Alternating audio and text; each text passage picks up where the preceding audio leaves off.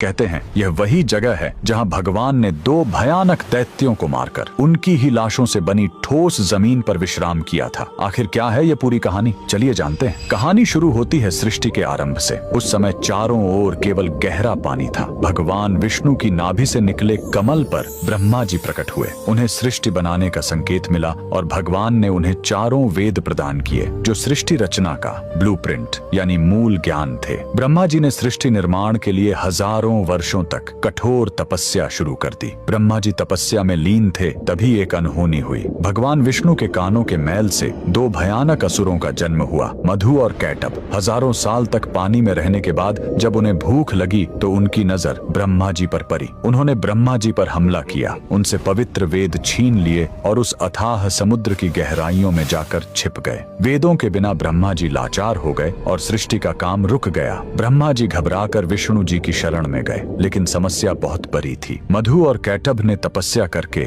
देवी महाशक्ति से इच्छा मृत्यु का वरदान पा लिया था, यानी वे अपनी मर्जी के बिना मर नहीं सकते थे। तब वेदों को वापस लाने के लिए विष्णु जी ने हयग्रीव अवतार लिया। उन्होंने घोड़े का सिर इसलिए चुना ताकि उसकी तीक्ष्ण बुद्धि और सूंघने की शक्ति से वे समुद्र के उस घने अंधेरे में भी वेदों को खोज सके। भगवान हयग्रीव पानी के भीतर गए और असुरों से हजारों साल तक युद्ध किया, लेकिन वरदान के कारण वे मर ही नहीं रहे थे। अंत में भगवान ने अपनी माया से उन्हें मोहित किया और पूछा कि तुम्हारी मृत्यु कैसे होगी। असुरों ने अहंकार में शर्त रखी, हमें वहां मारो जहां पानी न हो, एकदम सूखी जगह। पूरी दुनिया में तो पानी ही पानी था। तब भगवान ने अपना विराट रूप धारण किया, अपनी विशाल जांघों को पानी से ऊपर उठाया और कहा, मेरी जांघें सूखी हैं, और वहीं उन दोनों का वध कर दिया। मरने के बाद उन विशालकाय दैत्यों के शरीर से जो भारी मेद यानी चर्बी निकली वो जम गई और उसी से यह ठोस धरती बनी। इसीलिए पृथ्वी को मेदिनी कहते हैं। युद्ध के बाद थके हुए भगवान हयग्रीव ने इसी नई बनी जमीन पर असम के मणिकूट पर्वत पर विश्राम किया। उन्होंने वेद ब्रह्मा जी को लौटाए और ज्ञान की पुनः स्थापना की। इसीलिए हयग्रीव भगवान को आज भी बुद्धि और तर्क का देवता माना जाता है। कमेंट में जय श्री हरि जरूर लिखें।